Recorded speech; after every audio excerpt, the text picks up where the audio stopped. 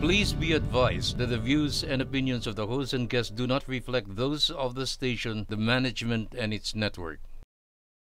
Sa barangay tayo, ikaw at ako.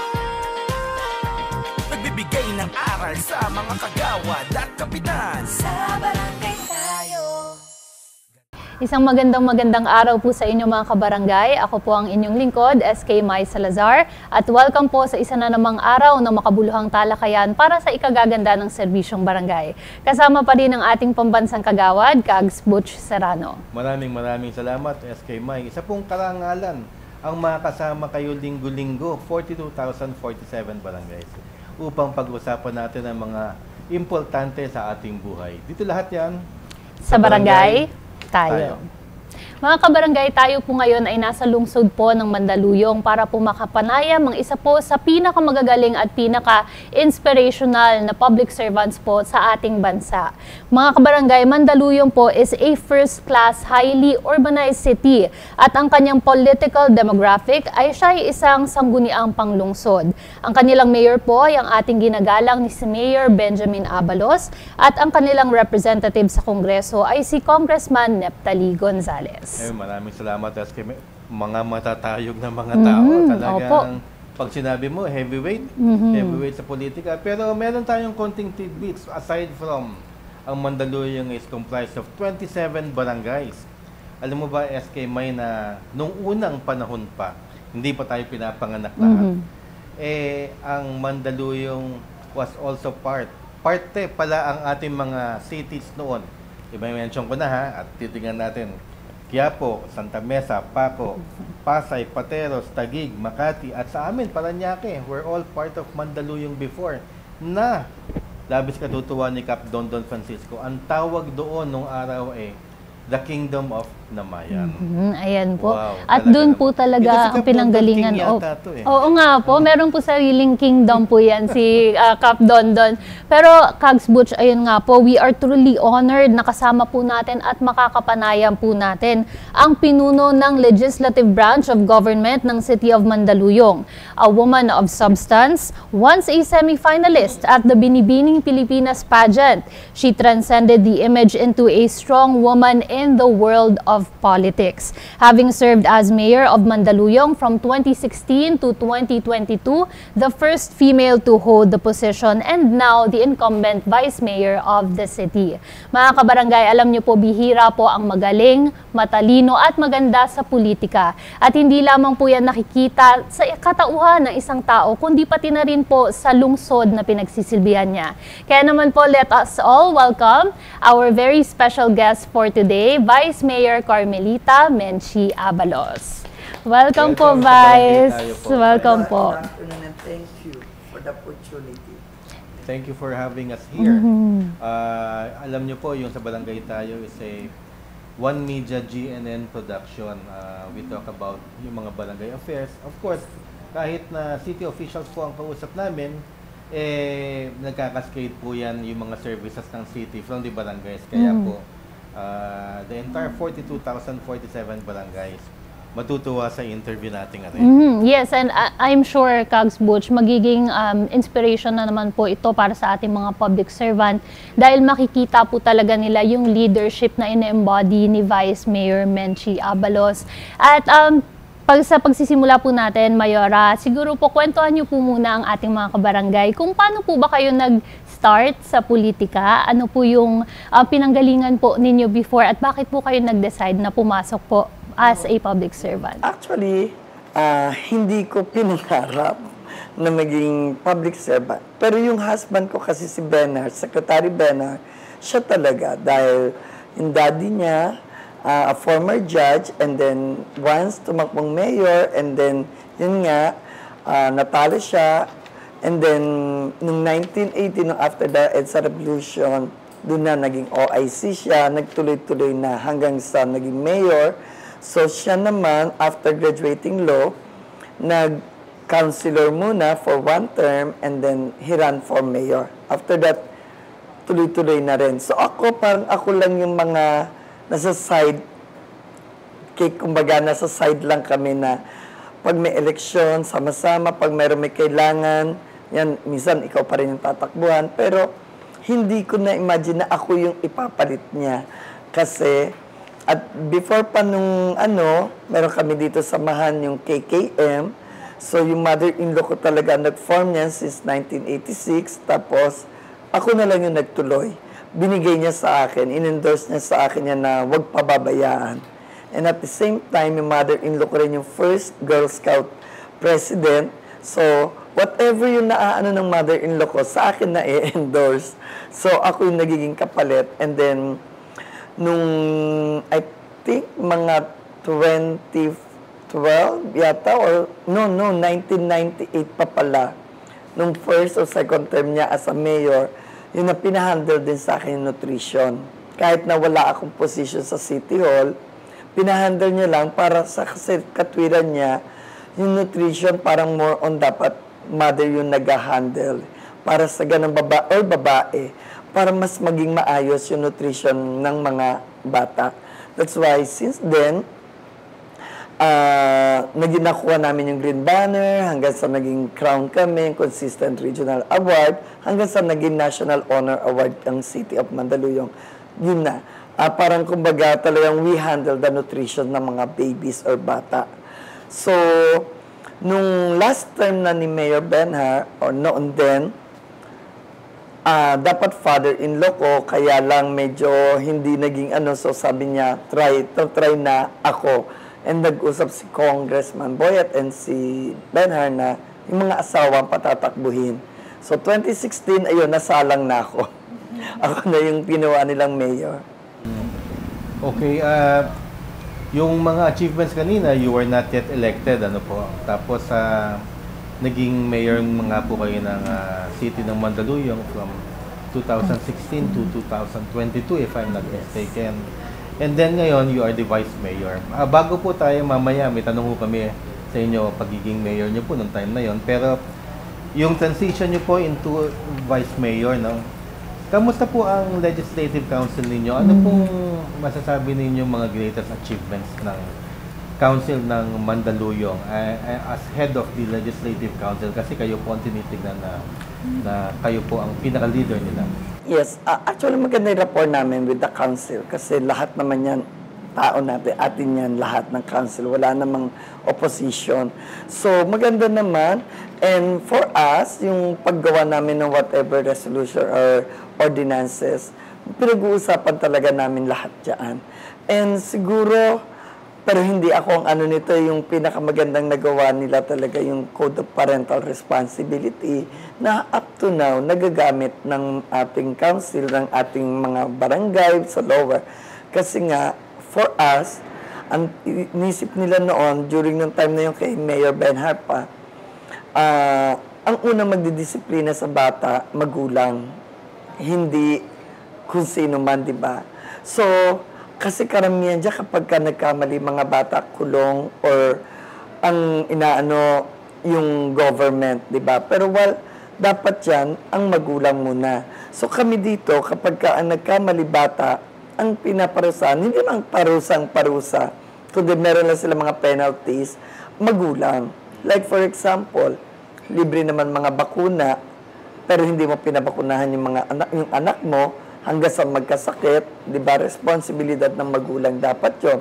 And then sometimes, mahuli mo naninigarilyo sa labas, yung mga bata, dapat magulang muna yan. So, binawarningan namin ng magulang, and then yung hindi mo papapasukin yung bata, without any reason, inaano rin namin yung mga magulang. So, sa amin dito, yung mga magulang, pinipilit namin maging responsable. Alam mo, SK, napakaganda ng ordinansa na yun. Actually, first time ko narinig yun. Code of Parental Responsibility. Yes. I'm sure kasi po, ma'am, pag kami napapag-usapang ordinansa, yung mga kagawad, tsaka mga konsehal, hanggang probinsya po, humihingi sa amin ng mga copies. Opo. At kung papaano po gumagawa. Hihingi rin kami ng copy sa inyo niyan at isisiwalat po natin sa ating mga kababayan, mga public servants po.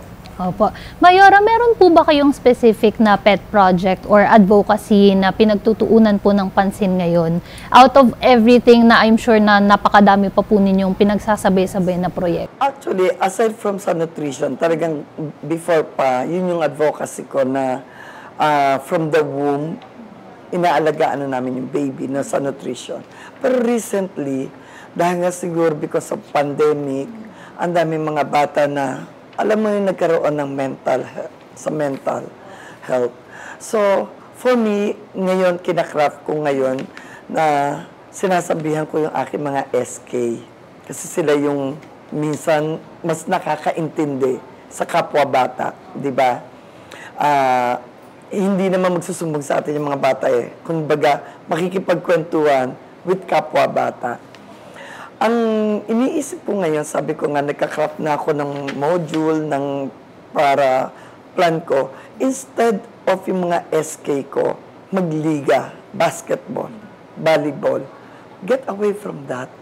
Ang gusto ko, ang gawin nila na ngayon project is to communicate, mag-cascade sila ng plan nila for that age na abot ng kanilang level. Teenage pregnancy, HIV, and at the same time, this mental health. Mag-gather lang sila ng mga bata, and then kumuha ng mga galing na speaker, and then from them, maririnig mo ano na nga ba problem ng mga youth? Ano na nga ba yung magiging, yung sa social media, ano na yung effect sa kanila? From them, and from that, makakagawa ka ng mas magandang project, no?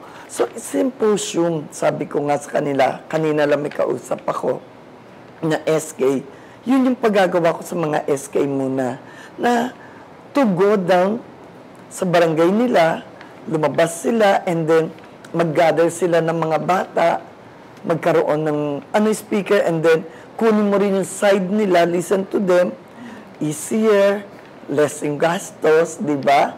Bago sabi ko, malalaman natin, paano tayo makakatulong sa kanila? In what way?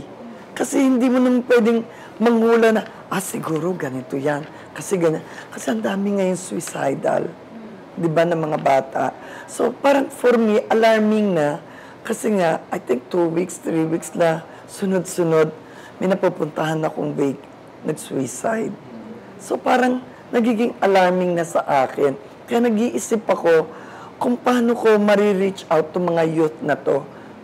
Kung hindi kami bababa, kung hindi kami magkakaroon ng symposium, na to let them open na even sa school, isasama ko dito yung mga student council para sa ganoon, magkaroon kami ng isang malaking gathering. Yun yung plano ko at yun yung kinakraft ko na ngayon na module. Alam niyo po, Kags Butch, napakaganda po ng advocacy po na ito ni Mayora dahil from my own observation po, kakaunti pa lang po ang ating mga government leaders that are focusing on mental health awareness and helping to lessen the stigma po ng mental health sa ating mga programa sa gobyerno at ang ating batas.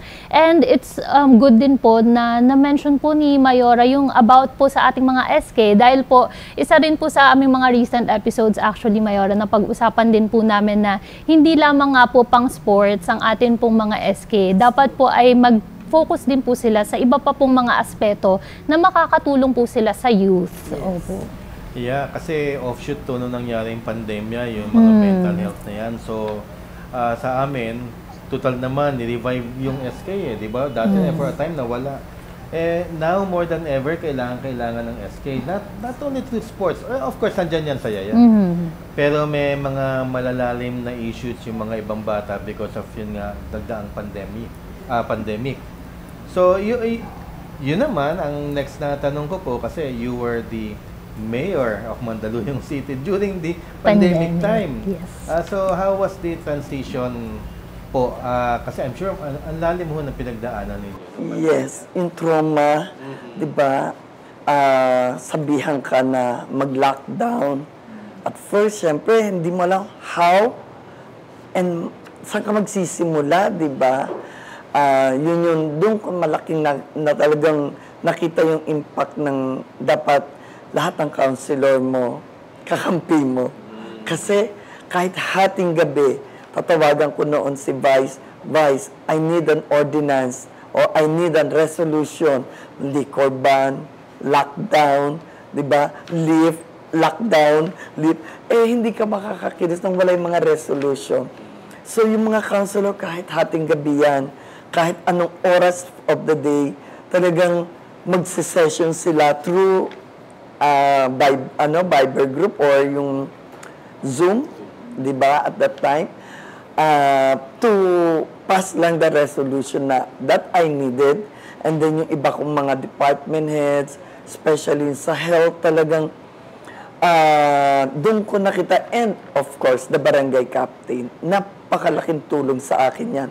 Kasi once na magpa-lockdown ako, sila yung uutusan ko na, Kap, kailangan i-lockdown mo from this door to this street, block, and then tatawagan ko sila kahit Zoom lang yan, sasabihin ko, Kap, magpalagay kay trompa para isahan na lang na announcement, hindi ka na paulit-ulit.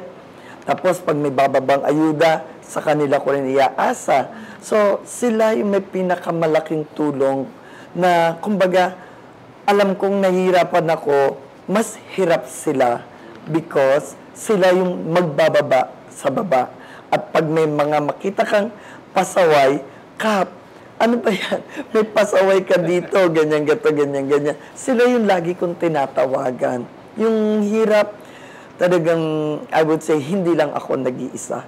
Lahat kami naghirap. And I'm sure, lahat ng NCR mayors and kapitan, ultimo kagawad, diba, bantay bayan, yan yung mga may malaking help at malaking factor na nagamit namin. Alam nyo, naliligayahan ho ako sa inyo kung pag-acknowledge sa ating mga kapitan at mga kagawad noong during the time of the pandemic. Although kasi para sa akin, yung mga naging leaders ng pandemic time, they were destined to do great things because kinakailangan ka talaga eh. Hindi na pwedeng on-the-job learning. Lahat bago. Also the doctors. And the doctors, yung frontliners po. Field. Yes. Yes. So, yun nga ho, ang nangyari after this, na yun nga si Undersecretary Martin Dino ng time na yun, sa Barangay Affairs, naisip namin na gumawa ng show na para ma-acknowledge talaga yung mga kapitan at mga they are also frontliners talaga naman sa public service talaga. Talaga sila ang ating mga barangay. So Talaga pong sa tingin ko po nung pandemic, doon po talaga nasubok yung pong pagsisilbi po ng ating mga barangay officials, pati na rin po ng city government at kung paano po nag-collaborate both parties po, hindi po ba? Mayora, nung po bang kayo po ay naging mayor ng Mandaluyong, ano po yung naobserbahan po ninyong pinakamalaking difference sa pagiging mayor and vice mayor, ngayon po vice mayor ng Mandaluyong? And how is your relationship po with the barangays po ng inyo pong city? For me kahit na vice mayor ako or mayor ako, no, nung naging mayor, walang masyadong kasi nga, kumbaga ikaw naman yung nasa taas. Being a vice mayor, medyo nag-adjust ako because nalilimutan ko vice mayor nga pala ako. Sometimes pag nag-utos ako, oops, vice mayor nga pala ako, may mayor, baka magalit sa akin. Pero, buti na lang yung mga kapitan ko, yung mga barangay captain, na pag nag-utos din ako, they parang iniisip pa rin nila na ako yung mayor. Kahit na may mayor, hindi naman nila ako inaanohan na, uy, vice mayor ka, hindi ka pwedeng mag-utos, yung mga hindi naman nila pinaramdam sa akin yun. And yung rapport and yung samahan namin with each other, andyan pa rin naman. Yung naramdaman ko pa rin yung respect, andyan pa rin lahat yung, kahit na sabi ko nga, hindi ako yung mayor, ako yung vice mayor, pagka nagsabi ako, sinusunod pa rin naman. Hindi naman nila ako binabaliwala. Kaya pareho pa rin, kahit na vice mayor o mayor, andyan pa rin naman. Of course, we would be remiss in our duty dito sa barangay tayo kung hindi namin itatanungin kung ano naman ang mga next na plano nyo sa ating pong mga barangays, especially here. 27 barangays po, parang pag mayor ako o vice mayor, nakakaano, pero I'm sure maganda yung relationship kasi naniniwala kami na ang barangay at ang city, mag-partner yan in the delivery of service. Talaga hindi pwedeng, hindi talaga pwede na magkahiwalay sila So, ano naman ho ang nakikita nyo in the near future, mga proyekto nyo sa ating barangay na alam natin na malaki ang magiging impact sa taong bayan? Actually, kung proyekto, kasi anything naman na kailangan nila mapa-infra or help na sa kanilang mga constituent, kahit na hindi infra, kahit na mga small things, nakakalapit naman sila sa amin Nakakalapit sila pag hindi na nila kaya. And nakikita ko rin naman in each one of them, may kanya-kanya karakteristik Parang, sabi ko nga like, sige, nandito naman tayo na kay Cap Dondon, di ba? Nakikita mo yung initiative niya na alam niyang ayaw ko nung mga marumi. Number 1, talaga he makes sure na malinis lagi. Second, yung sa nakaparking, dahil alam niya na may bawal, na may batas ng illegal parking, he makes sure na lahat ng kalye niya, kahit maliit na alley, passable. Hindi po pwedeng may mga naka-block. Meron man yung one-side parking, pero the rest, passable. Yung bang, in case of emergency, yun naman lagi ko sinasabi na, in case of emergency, make sure may makakadaan at may makakadaan na sasakyan, mapa-ambulance, mapa-fire truck, na hindi mahirapan kahit hating gabi. So, yung mga ganon. And at the same time, sometimes, from them, sa mga kapitan, nakakakuha ko ng mga ideas, nakakakuha ko ng, kung kaya ni Cap, kakayanin namin sa city. Yung mga tipong ganon. So, for me, siguro nito, to capacitate them more. How to parang handle the constituent or handle the barangay. Mas ako siguro yung mas matutukan ko sila na be more proactive sa barangay. Sa aking pagkakaintindi kasi yung mga projects nandiyan na Yung Mandaluyong City is a very, very progressive city. Ano yung sabi ng ating mayorya, open relationship ang city sa kanilang mga barangay. Maganda ang relasyon and they continue to improve their relationship para pag-cascade nga naman ng mga proyekto at mga pinaplano, napakabilis at napakasimple. Alam mo, SK, gusto pa man natin tanungin si Vice Mayor ng napakaraming tanong na dyan mamaya sa next segment ang kanyang kapitan, si Kapitan Don Francisco at syempre ang ating kagawad Marie Formentera para sa second segment ng Sa Barangay Tayo. Pero bago lahat, meron ho kayong naisabihin sa ating pong mga audience. Ating pong 42,047 barangays. So, sa lahat ng mga barangay captains all over, is this Metro Manila? Or all over the Philippines? At sa lahat ng mga barangay captains sa buong Pilipinas, siguro, I would say, nakikita ng mga constituent ninyo, na how your hand. Actually, maski ako noon, nung nagkaroon ng last election last year, sabi ko nga, yung mga barangay captain na nagtrabaho talaga during pandemic, naramdaman ng mga constituent nyo, yung service na supposed to be para sa kanila, hindi nyo na kailangan mangampanya. Dahil nakikita yan ng mga tao na talagang sa puso ninyo at nasa isip ninyo kung gaano nyo hahawakan yung inyong mga constituent. Mahalin nyo lang ang inyong mga barangay and at the same time,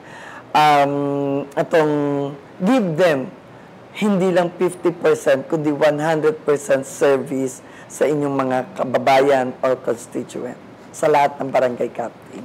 Thank you very much po, Mayora. Alam mo po, Kags Butch, talagang sa nakita ko po sa pag-uusap po natin ngayon, ang pamumuno po at ang example na sinet po ni Mayora sa kanyang pagiging public servant, it's very personal, it's very motherly, at nandun po talaga yung care sa pagbibigay ng serbisyo para po sa kanilang mga constituents. And I'm sure magiging napakagandang inspiration po nito para po sa lahat ng ating mga public servants all over the country at pati na rin po sa mga aspiring public servants din po.